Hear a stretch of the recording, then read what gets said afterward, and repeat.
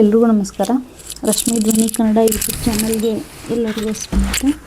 ನನ್ನೆಲ್ಲ ಆತ್ಮೀಯ ಪ್ರೀತಿಯ 8ನೇ ತರಗತಿಯ ಮುದ್ದು ಮಕ್ಕಳೇ, ಈ ದಿನದ ಕನ್ನಡ ತರಗತಿಗೆ ನಿಮ್ಮೆಲ್ಲರಿಗೂ ಸ್ವಾಗತ. ಪ್ರಾಣಿಗಳೇ, ಕಳೆದ ದಿನ ತರಗತಿಯಲ್ಲಿ ನಾವು 8ನೇ ತರಗತಿಯ ಕನ್ನಡ ಭಾಷಾ ಪಠ್ಯಪುಸ್ತಕದಲ್ಲಿರ್ತಕ್ಕಂತಹ ಭಾಗ 1ರಲ್ಲಿ ಬರ್ತಕ್ಕಂತಹ ಸುಂದರವಾದಂತಹ ಪಾಠ, ಅದು ಯಶೋಧರೆ ಅನ್ನುವಂತಹ ಪಾಠವನ್ನು ನಾವೆಲ್ಲರೂ ನೋಡ್ತಾ ಇದ್ವಿ. ಈ ಪಾಠದಲ್ಲಿ ಮಾಸ್ತಿ ವೆಂಕಟೇಶ್ ಅಯ್ಯಂಗಾರ್ ಅವರ ಕವಿ ಪರಿಚಯವನ್ನು, ಪ್ರವೇಶ ಭಾಗವನ್ನು, ಆಶಯ ಭಾಗವನ್ನು, ಪದಗಳ ಅರ್ಥವನ್ನು ಕೂಡ ನಾವು ಕಳೆದ ದಿನ ತರಗತಿಯಲ್ಲಿ ನೋಡಿದ್ವಿ. ಅದಾದಮೇಲೆ ಪಾಠ ಪ್ರಾರಂಭವಾಗುವಾಗ ನಾಟಕಕ್ಕೆ ಯಾವ ರೀತಿಯಾದಂತಹ ನಮ್ಮ ಕನ್ನಡ ಸಾಹಿತ್ಯದಲ್ಲಿ ಪ್ರಾಮುಖ್ಯತೆಯನ್ನು ಪಡೆದುಕೊಂಡಿದೆ ಎಂಬುದನ್ನು ಕೂಡ ನಾವು ತಿಳ್ಕೊಂಡಿದ್ವಿ. ಈ ಯಶೋಧರೆ ಪಾಠದಲ್ಲಿ ಬರ್ತಕ್ಕಂತಹ ಪಾತ್ರಗಳನ್ನು ಕೂಡ ನಾವು ತಿಳ್ಕೊಂಡಿದ್ವಿ. ಮಕ್ಕಳೇ, ಯಾರು ಹೇಳ್ತೀರಾ ಎಲ್ಲಿಗಿತ್ತು ಅಂತ ಹೇಳಿ ಹೇಳ್ತೀರಲ್ವಾ? ಗುಡ್. ನೋಡಿ, ಈ ಯಶೋಧರೆ ಏನು ಮಾಡ್ತಾಳೆ, ತನ್ನ ಗಂಡನ ಪಟದ ಮುಂದೆ ಕುಳಿತುಕೊಂಡು ದುಃಖವನ್ನು ವ್ಯಕ್ತಪಡಿಸುತ್ತಿರುವಾಗ ಆಕೆಯ ಮಗ ಆಕೆಯ ದುಃಖವನ್ನು, ಆಕೆಯ ಮನಸ್ಸಿನ ಭಾವನೆಯನ್ನು ಅರ್ಥ ಮಾಡಿಕೊಂಡಂಥ 10 ವರ್ಷದ ಕಂದಮ್ಮ ರಾಹುಲ್ ಅನ್ನುವಂಥ ಮಗ ಏನು ಹೇಳ್ತಾನೆ, ತನ್ನ ತಾತನಿಗೆ ಹೋಗಿ ನಾನು ನನ್ನ ತಂದೆಯನ್ನು ಕರೆದುಕೊಂಡು ಬರ್ತೀನಿ ಅಂತ ಹೇಳಿದಾಗ 10 ವರ್ಷಗಳ ಹಿಂದೆ ಆಕೆ ಕಂಡಂತಹ ಕನಸು ಮತ್ತು ಅದೇ ರೀತಿಯಾಗಿ ಕನಸು ಬಿದ್ದಂತಹ ಸಂದರ್ಭದಲ್ಲಿ ಆಕೆಯ ಮನಸ್ಸಿನಲ್ಲಿ ಆಗ್ತಕ್ಕಂತಹ ನೋವು, ಇವುಗಳನ್ನೆಲ್ಲವನ್ನು ಕಂಡು ಅವಳೇನು ಮಾಡ್ತಾಳೆ, ತನ್ನ ಮಾವನ ಹತ್ರ ಹಂಚ್ಕೋತಿರ್ತಾಳೆ ತನ್ನ ಭಾವನೆಯನ್ನು. ನನಗೆ 10 ವರ್ಷದ ಹಿಂದೆ ಇದೇ ರೀತಿಯಾಗಿದೆ, ಈಗೂ ಕೂಡ ಇದೇ ರೀತಿ ಕನಸು ಬಿದ್ದಿದೆ, ನಾನೇ ಹೋಗಿ ನನ್ನ ಗಂಡನನ್ನು ಕರ್ಕೊಂಡು ಬರ್ತೀನಿ ಅಂಥೇಳಿ ಅವಳೇನು ಮಾಡ್ತಾಳೆ, ಹೇಳ್ತಾಳೆ. ಆಗ ಮಾವನಾದವನು ಅಂದರೆ ಯಶೋಧರೆಯ ಮಾವ ಯಾರು? ಶುದ್ಧೋಧನ. ಇಲ್ಲಿ ರಾಜ ಅಂದರೆ ಯಾರಂತ ಹೇಳಿದ್ದೆ? ಶುದ್ಧೋಧನ. ಆಗ ಶುದ್ಧೋಧನ ಏನು ಹೇಳ್ತಾನೆ, ಅವಳು ಕೊನೆ ಹೋಗ್ತಾಳಾ ಇಲ್ವಾ ಎಂಬುದನ್ನು ನಾವು ಇಂದಿನ ತರಗತಿಯಲ್ಲಿ ನೋಡೋಣ. 10 ವರ್ಷದ ಮಗ ರಾಹುಲನಿಗಿರ್ತಕ್ಕಂತಹ ಬುದ್ಧಿಯಾಗಿರ್ಬೋದು, ಆತನ ಚಾಕಚಕ್ಯತೆ ಆಗಿರ್ಬೋದು, ತನ್ನ ತಾಯಿಯ ಭಾವನೆಯನ್ನು ಅರ್ಥ ಮಾಡಿಕೊಳ್ಳುವಂತಹ ಮನೋಸ್ಥಿತಿ ಏನಾಗಿರ್ಬೋದು, ತುಂಬ ಮಾಸ್ತಿ ವೆಂಕಟೇಶ್ ಅಯ್ಯಂಗಾರ್ ಅವರು ತುಂಬ ಅದ್ಭುತವಾಗಿ ಈ ಪಾಠದಲ್ಲಿ ವಿವರಣೆಯನ್ನು ಕೊಟ್ಟಿದ್ದಾರೆ. ಬನ್ನಿ, ನಾವು ನಿನ್ನೆ ದಿನ ತರಗತಿಯಲ್ಲಿ ಎಲ್ಲಿಗಿದ್ವಿ? ಸನ್ಯಾಸಿ, ನಾನು ಕೂಡ ನನ್ನ ಗಂಡನನ್ನು ಕರೆದುಕೊಂಡು ಬರಲಿಕ್ಕೆ ನಾನು ಕೂಡ ಸನ್ಯಾಸತ್ವವನ್ನು ಸ್ವೀಕಾರ ಮಾಡಿಕೊಂಡು ಹೋಗ್ತೀನಿ ಅಂತ ಹೇಳ್ತಾನೆ. ನಮ್ಮ ಮಾವನಡೆಗೆ ಅವಳೇನು ಮಾಡ್ತಾಳೆ, ಹೇಳ್ತಾಳೆ. ಆಗ ಹೇಳಿದಾಗ ಮಾವ ರಾಜನಾದಂತಹ ಶುದ್ಧೋಧನ ಏನು ಹೇಳ್ತಾನೆ ನೋಡಿ, ಪತಿಯೆಡೆಗೆ ಸಾರುವರೆ ಸನ್ಯಾಸನು ಕೊಳಲು ಅದನ್ನು ಸನ್ಯಾಸವೆನ್ನುವುದೆಂತೂ ಅಮ್ಮಾಜಿ.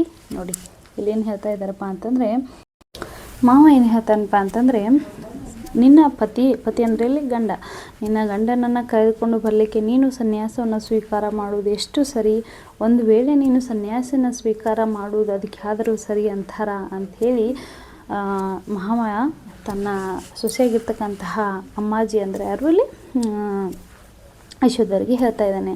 ಆಗ ಯಶೋಧರೆ ಏನು ಹೇಳ್ತಾಳೆ ನೋಡಿ, ನನಗೆ ಕವಿದಿರುವ ಮಂಕನ್ನು ನೆನೆ ನನಗೆ ನಗೆ ಬರುತ್ತಲಿದೆ, ಅಂತೆ ಅಳು ಬರುತ್ತಲಿದೆ, ಇನ್ನು ಏನು ಮಾಡುವುದೋ ತೋರದು, ಎಂತು ನಡೆಯಲಿ ನೀವೇ ಅಪ್ಪನೆ ಮಾಡಿ ಅದರಂತೆ ನಡೆಯುವೆನು. ನೋಡಿ, ಮಾವ ಅದಕ್ಕೆ ನಿನ್ನ ಗಂಡನನ್ನು ಕರೆದುಕೊಂಡು ಬರಲಿಕ್ಕೆ ಏನು ಹೋಗ್ತಾನೆ ಅಂತ ಹೇಳ್ತಿದೆಯಲ್ಲಮ್ಮ, ಅದಕ್ಕೆ ಯಾರು ಸನ್ಯಾಸ ಅಂತ ಕರೀತಾರೆ, ಅದನ್ನ ಯಾರು ಸರಿ ಅಂತ ಒಪ್ಕೊಳ್ತಾರ ಅಂತ ಹೇಳಿದಾಗ ಅವಾಗೇನು ಹೇಳ್ತಾಳೆ, ಒಂದು ಕಡೆ ತನ್ನ ಗಂಡ ಬಿಟ್ಟು ಹೋಗಿರುವಂತಹ ಮಂಕು ಅಂದರೆ ತನ್ನ ಗಂಡ ಬಿಟ್ಟು ಹೋದಾಗಿನಿಂದ ಅವಳು ಒಬ್ಬಂಟಿಯಾಗಿ ಜೀವನವನ್ನು ನಡೆಸಿದ್ದಾಳೆ ಮಗನ ಮುಖವನ್ನು ನೋಡಿಕೊಂಡು. ಈಗ ಅದೇ ರೀತಿಯಾಗಿ ಕನಸು ಬಿದ್ದಂತಹ ಸಂದರ್ಭದಲ್ಲಿ ಮತ್ತೆ ಎಲ್ಲಿ ತನ್ನ ಮಗ ಕೈ ತಪ್ಪಿ ಹೋಗ್ಬಿಡ್ತಾನೋ, ಎಲ್ಲಿ ತನ್ನ ಮಗನೂ ಕೂಡ ತನ್ನಿಂದ ದೂರ ಬಿಡ್ತಾನೋ, ತಂದೆಯನ್ನು ಕರೆದುಕೊಂಡು ಬರಲಿಕ್ಕೆ ಹೋಗ್ತೀನಿ ಅಂಥೇಳಿ ಅವಳಿಗೆ ಒಂಥರ ಭ್ರಾಂತಿ ಆಗ್ತಾಯಿದೆ, ಭ್ರಮೆ ಆಗ್ತಾಯಿದೆ. ಅದಕ್ಕೇನು ಹೇಳ್ತಾರೆ, ನನಗೊಂಥರ ಮಂಕಕ್ಕೆ ಹೋದಂಗೆ ಬಿಟ್ಟೈತಿ, ನನಗೊಂದು ಸಲ ನಗು ಬರ್ತೈತಿ, ಒಂದು ಸಲ ಅಳು ಬರ್ತೈತಿ. ಅಂದರೆ ನನಗೆ ಏನು ಮಾಡಬೇಕು, ನಾನು ಮುಂದಿನ ದಾರಿ ಏನು ಅಂಥೇಳಿ ನನಗೆ ಯಾವುದೂ ಕೂಡ ದಿಕ್ಕೇ ತೋರಿಸ್ತಾ ಇಲ್ಲ. ನಾನು ಹೇಗೆ ನಡೀಲಿ ಅಥವಾ ನಾನು ಹೇಗೆ ನನ್ನ ಜೀವನವನ್ನು ಮಾಡಲಿ, ನೀವೇ ನನಗೆ ಹೇಳ್ಕೊಡಿ, ನೀವೇ ನನಗೆ ಅಪ್ಪಣೆ ಮಾಡಿ ಅಂದರೆ ನೀವೇ ನನಗೆ ತಿಳಿಸ್ಕೊಡಿ. ನೀವು ಹೇಗೆ ಹೇಳ್ತಿರಲ್ಲ ನಾನು ಅದರಂತೆ ನನ್ನ ಜೀವನವನ್ನು ನಾನು ನಡೆಸ್ತೀನಿ, ನೀವು ಹೇಳಿದ ಹಾಗೆ ಕೇಳಿಕೊಂಡು ಇರ್ತೀನಿ, ನನಗೆ ಏನು ಮಾಡಬೇಕು ಒಂದು ತಿಳಿತಾ ಇಲ್ಲ ಅಂಥೇಳಿ ಯಶೋಧರೆ ತನ್ನ ಮಾವನಿಗೆ ಹೇಳ್ತಾಳೆ. ಆಗ ಹೇಳಿದಾಗ ಮಾವ ಏನು ಹೇಳ್ತಾನೆ ನೋಡಿ, ರಾಜ ಕುವರನಿಗೆ ಹೇಳಿ ಕಳುಹಿಸುವ ಅವನಿಷ್ಟವನ್ನು ತಿಳಿದು ಅದರಂತೆ ನಡೆಯುವ. ನೋಡಿ, ಅವಾಗ ಮಾವ ಏನು ಹೇಳ್ತಾನೆ, ಕುವರ ಅಂದರೆ ಇಲ್ಲಿ ಯಾರು? ರಾಹುಲನಿಗೆ ನಾವು ಹೇಳಿ ಕಳಿಸೋಣ, ಅವನಿಷ್ಟವನ್ನು ತಿಳಿದು ಅದರಂತೆ ನಾವು ನಡೆದುಕೊಳ್ಳೋಣ. ಅವನಿಷ್ಟ ಏನೈತಿ ಅಂಥೇಳಿ ನಾವು ಏನು ಮಾಡೋಣ, ತಿಳಿದು ನಡೆದುಕೊಳ್ಳೋಣ. ನಾವು ಆತನ ಮನಸ್ಸಿನ ವಿರೋಧವಾಗಿ ಅಥವಾ ಆತನ ಭಾವನೆಗೆ ವಿರೋಧವಾಗಿ ನಾವು ನಡೆಯೋದು ಬೇಡ ಅಂತ ರಾಜ ಹೇಳ್ತಾನೆ.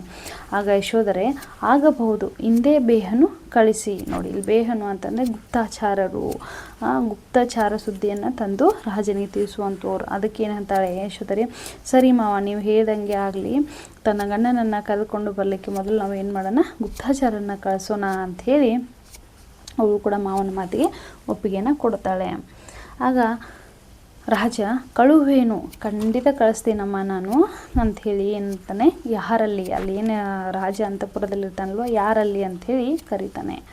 ಆಗ ರಾಹುಲ, ತಾತ, ಅಣ್ಣನ ನೋಡೆ ಯಾರನ್ನು ಕಳುಹಿರಾ, ನಾ ಹೋಗಿ ಬರುವೆ, ನನ್ನನ್ನು ಕಳುಹಿ. ನೋಡಿ, ಅವಾಗ ಏನು ಹೇಳ್ತಾನೆ ರಾಹುಲ, ತಾತ, ಅಪ್ಪನನ್ನು ನೋಡಲಿಕ್ಕೆ ಯಾರನ್ನು ಯಾಕೆ ಕಳಿಸ್ತಾ ಇದ್ದೀರಾ, ನಾನೇ ಹೋಗ್ತೀನಿ ಅಂತ ಹೇಳ್ತಾ ಇದ್ದೀನಲ್ಲ, ನನ್ನನ್ನು ಕಳಿಸಿ, ನಾನು ಹೋಗಿ ಬರ್ತೀನಿ ಅಂಥೇಳಿ ಯಾರು ಹೇಳ್ತಾರೆ, ರಾಹುಲ ತನ್ನ ತಾತನಿಗೆ ಹೇಳ್ತಾನೆ. ಆಗ ಯಶೋಧರೆ, ಅಣ್ಣಯ್ಯ, ಮೊದಲು ಬೇಹಿನ ಜನರು ಹೋಗಿ ಅವರಿಚ್ಛೆಯನ್ನು ತಿಳಿದು ಮರಳಲಿ. ನೋಡಿ, ಅವಾಗ ತನ್ನ ಮಗನಿಗೆ ಅವಳು ಹೇಳ್ತಾ ಇದ್ದಾಳೆ, ಸಮಾಧಾನ ಮಾಡ್ತಾ ಇದ್ದಾಳೆ. ಏನಂತ, ಅಣ್ಣಯ್ಯ, ನೀನಂದರೆ ರಾಹುಲನ ಪ್ರೀತಿಯಿಂದ ಕರಿತಾ ಇದ್ದಾಳೆ. ರಾಹುಲ, ಮೊದಲು ಏನು ಮಾಡೋಣ, ಗುಪ್ತಚಾರರನ್ನು ನಾವು ಕಳಿಸೋಣ. ಗುಪ್ತಚಾರರನ್ನು ಕಳಿಸಿ ನಿಮ್ಮ ತಂದೆ ಇಚ್ಛೆ ಏನೈತೆ ಅಂತ ಹೇಳಿ ನಾವು ತಿಳಿದುಕೊಳ್ಳೋಣ. ಯಾಕಪ್ಪ ಅಂತಂದ್ರೆ ನಾವು ಹೋದಾಗ ನಿಮ್ಮ ತಂದೆ ಹೇಗಿರ್ತಾರೋ ಏನು ಎತ್ತ ಅಂತ ನಮಗೆ ಗೊತ್ತಾಗೋದಿಲ್ಲ. ಅದಕ್ಕಾಗಿ ಮೊದಲು ನಾವು ಗುಪ್ತಚಾರರನ್ನು ಕಳಿಸಿ ನಿಮ್ಮ ತಂದೆಯ ಮನಸ್ಸಿಚ್ಛೆ ಏನಿದೆ ಅಂತ ತಿಳಿದುಕೊಂಡು ಬರಲಿ, ಆಮೇಲೆ ಮುಂದಿಂದ ನೋಡೋಣ ಅಂತ ಆತನನ್ನು ಸಮಾಧಾನ ಮಾಡ್ತಾಳೆ.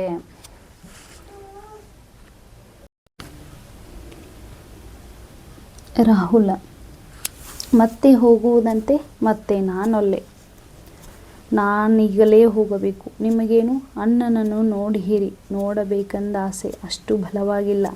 ನಾನವರ ನೋಡಿಲ್ಲ. ಇನ್ನೆಷ್ಟು ದಿನಕ್ಕೆ ನೋಡುವುದು ಅಮ್ಮಾಜಿ, ನಿನಗೆ ಭಯ ಬೇಡಮ್ಮ, ನಾ ಮರಳಿ ಬಹೇನಮ್ಮ, ನಿಜವಾಗಿಯೂ ಬಹೇನು.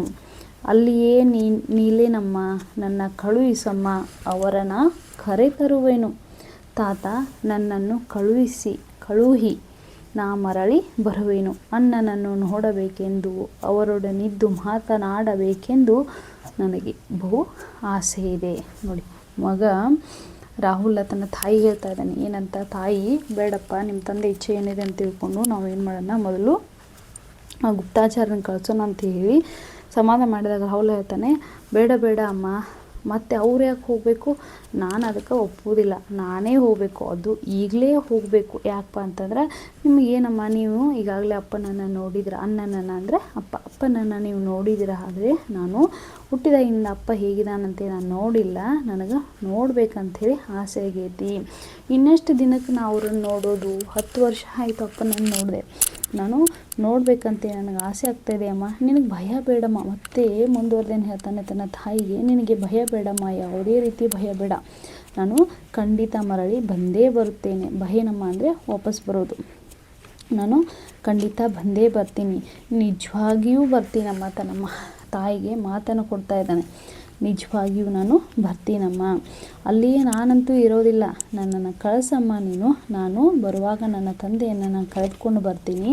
ತಾತ, ನನ್ನನ್ನು ಕಳುಹಿಸು, ನಾ ಮರಳಿ ಬರ್ತೀನಿ, ನಾ ಅಪ್ಪನನ್ನು ನೋಡಬೇಕು, ಅವ್ರ ಜೊತೆ ಮಾತಾಡಬೇಕು, ಅವ್ರ ಜೊತೆ ನಾನು ಇರಬೇಕಂತೆ ನನಗೆ ಬಹಳ ಆಸೆ ಐತೆ ಅಂತ ಹೇಳಿ ತನ್ನ ತಾಯಿಗೆ ಆತ ಹೇಳ್ತಾ ಇದ್ದಾನೆ. ಆಗ ರಾಜ, ಇರಲಿ ಸುಮ್ಮನಿರನ್ನ. ನೋಡಿ, ಅವಾಗ ಏನು ಹೇಳ್ತಾನೆ ಮೊಮ್ಮಗನಿಗೆ, ತಾತ, ಹೌದಪ್ಪ, ನಿನಗೆ ಅಷ್ಟೆಲ್ಲ ನಿನ್ನ ತಂದೆ ನೋಡಬೇಕು, ಜೊತೆ ಮಾತಾಡಬೇಕು, ಇರಬೇಕು, ಅಥವಾ ನೀನೇ ಹೋಗ್ಬೇಕಂತ ಏನೋ ಆಸೆ ಇದೆಯಲ್ಲ, ಆಯಿತು, ಸುಮ್ಮನಿರಪ್ಪ ಅಂಥೇಳಿ ರಾಜ ಹೇಳ್ತಾನೆ.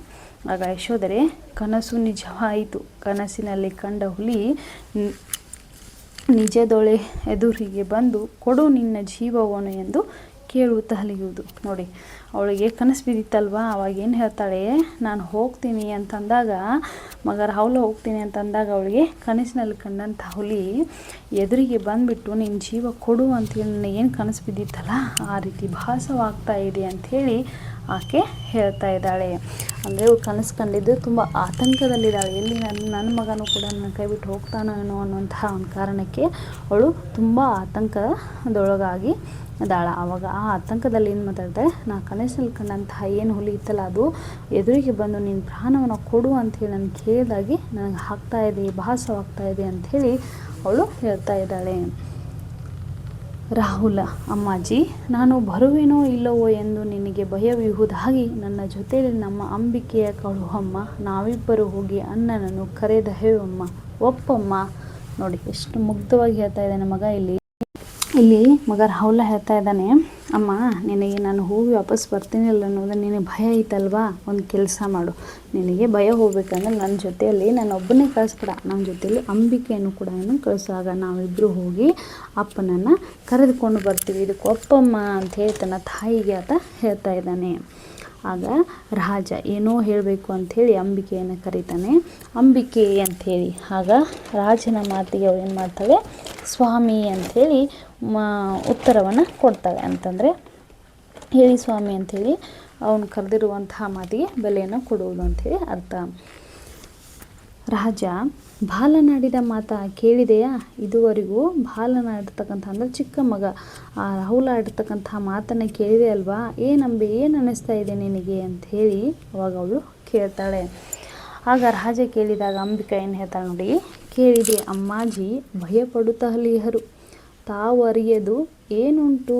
ನೋಡಿ ಅಮ್ಮಾಜಿಯವರು ನಾನು ಇದುವರೆಗೂ ಕೂಡ ಬಾಲಕ ಮಾತಾಡ್ತಕ್ಕಂಥ ಮಾತನ್ನು, ರಾಹುಲ ಮಾತಾಡುವಂತಹ ಪ್ರತಿಯೊಂದು ಮಾತನ್ನು ನಾನು ಕೇಳಿಸ್ಕೊಂಡಿದ್ದೀನಿ.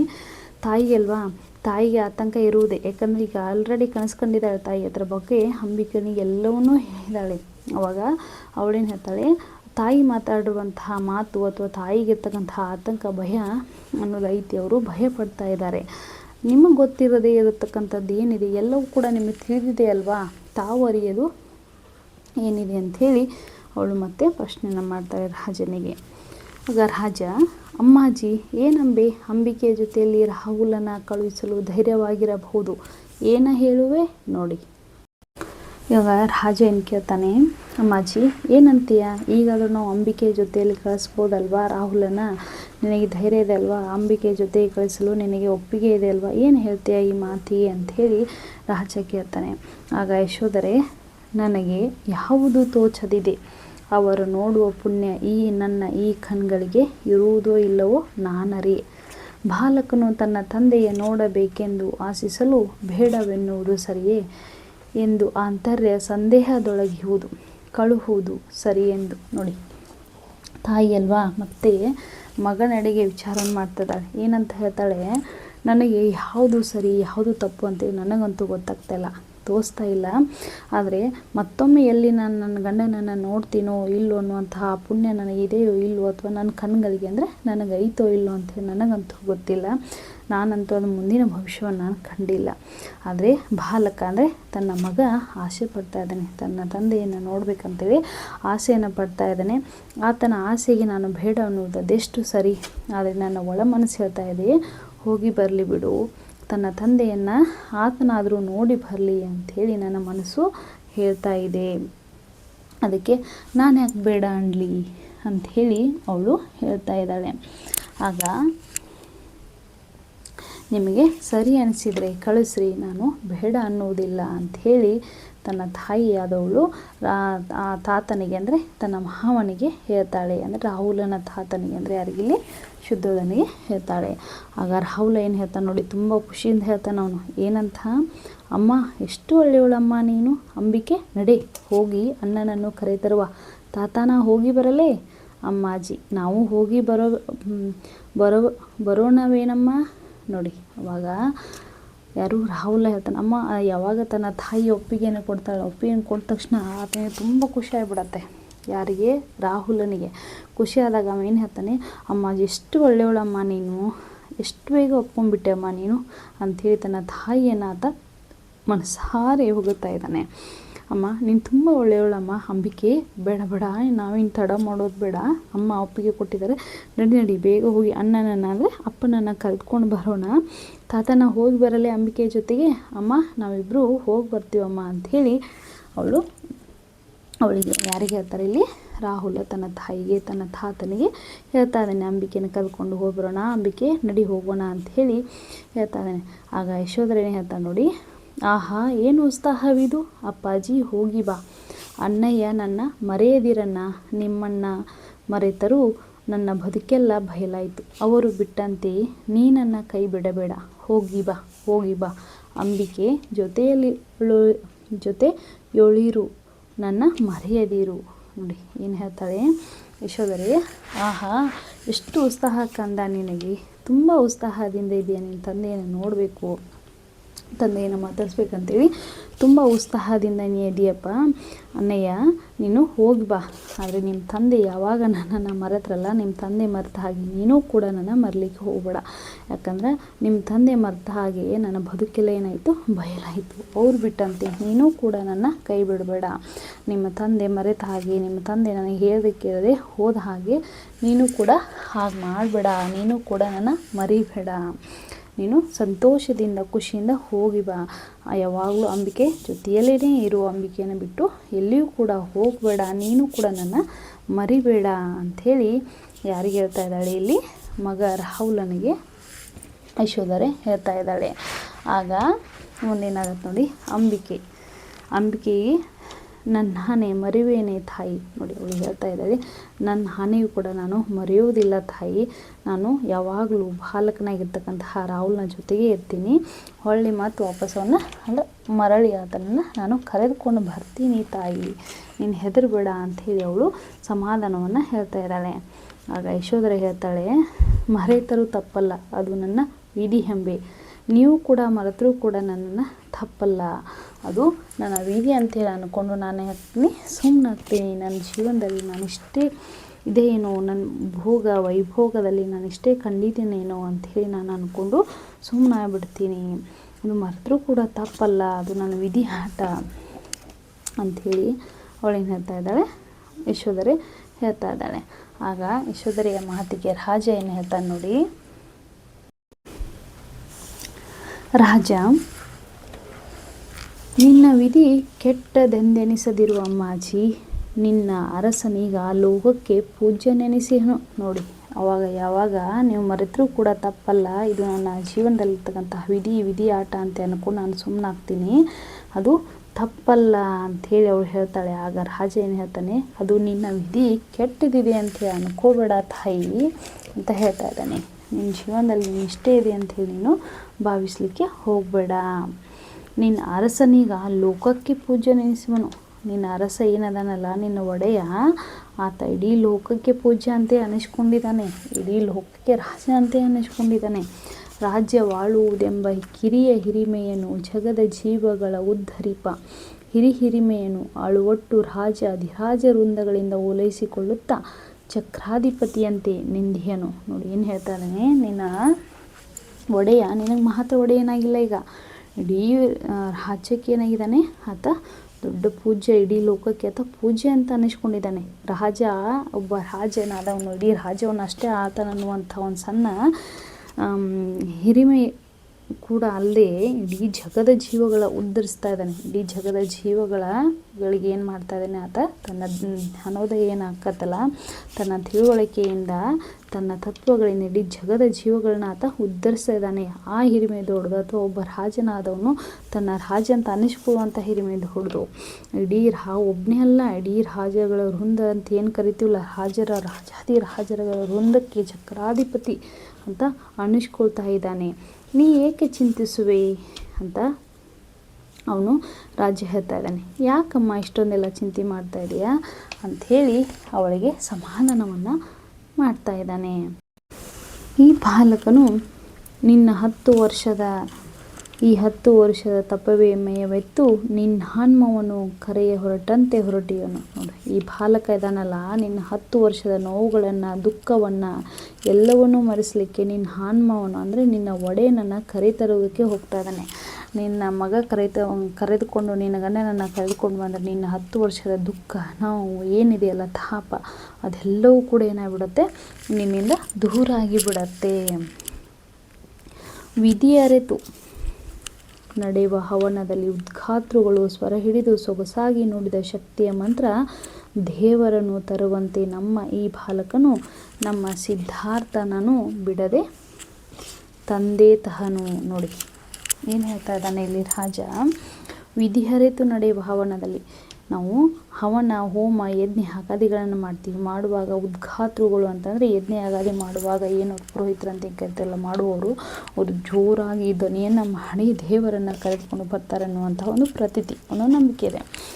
ಅವರು ಯಾವ ರೀತಿಯಾಗಿ ಜೋರಾಗಿ ದೇವರನ್ನು ಕರೆತರಲಿಕ್ಕೆ ಒಂದು ಪ್ರಯತ್ನವನ್ನು ಮಾಡ್ತಾರಲ್ಲ, ಅದೇ ರೀತಿಯಾಗಿ ನಿನ್ನ ಮಗ ಏನು ಮಾಡ್ತಾ ಇದ್ದಾನೆ, ನಿನ್ನ ಗಂಡನನ್ನು ಕರೆದುಕೊಂಡು ಬರ್ತೀನಿ ಅಂತ ಅಷ್ಟೇ ಖುಷಿಯಿಂದ ಅಷ್ಟೇ ಜೋಸ್ದಿಂದ ಅಂತ ಏನು ಕರಿತೀವಲ್ಲ, ಉದ್ಘಾತೃಗಳು ದೇವರನ್ನು ಕರೆತರುವ ಹಾಗೆ ಏನು ಮಾಡ್ತಾನೆ, ನಮ್ಮ ಈ ಬಾಲಕನು ಕೂಡ ನಮ್ಮ ಸಿದ್ಧಾರ್ಥನನ್ನು ಕರೆದುಕೊಂಡು ಬಂದೇ ಬರ್ತಾನೆ ಅನ್ನುವಂಥ ನಂಬಿಕೆ ನನಗಿದೆ. ಬಿಡದೆ ಅವ ಏನು ಮಾಡ್ತಾನೆ, ಕರೆದುಕೊಂಡು ಬರ್ತಾನೆ. ಬಾ ಅಣ್ಣಯ್ಯ, ತಾಯಿಗೆ ಅಭಿವಂದಿಸು.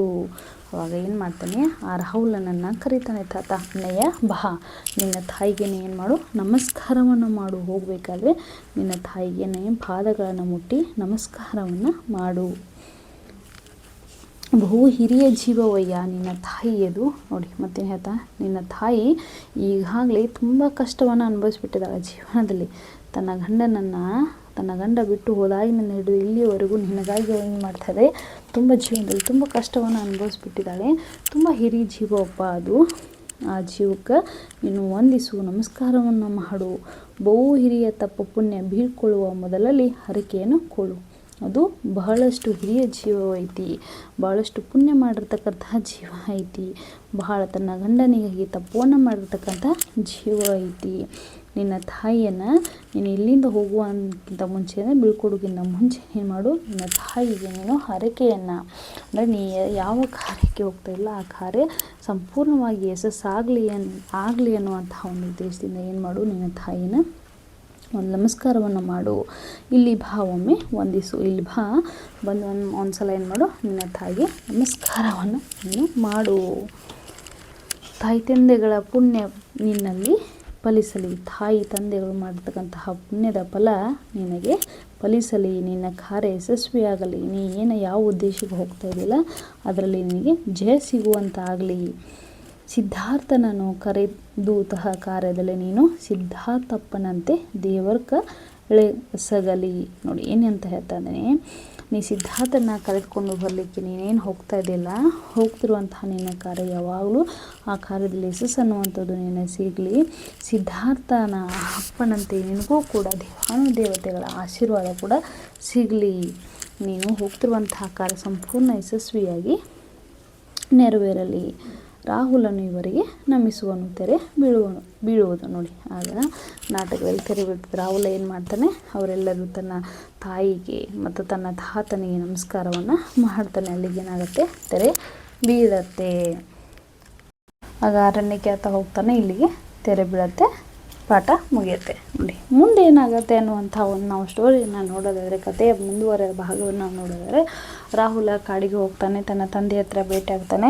ಆದರೆ ಅಷ್ಟರಲ್ಲಿ ಏನಾಗಿರ್ತಾನೆ, ಸಿದ್ಧಾರ್ಥ ಇದ್ದವನು ಬುದ್ಧನಾಗಿ ತನ್ನ ಜ್ಞಾನೋದಯದಿಂದ ಹಲವಾರು ನೀತಿ ನಿಯಮಗಳನ್ನು ಪಾಲಿಸಿ ಆತ ಸಂಸಾರದಿಂದ ಬಹುದೂರ ಉಳಿದ್ರಿಂದ ಎಲ್ಲವನ್ನು ತ್ಯಾಗ ಮಾಡಿದ್ರಿಂದ ಆತ ಬರಲಿಕ್ಕೆ ಒಪ್ಪೋದಿಲ್ಲ.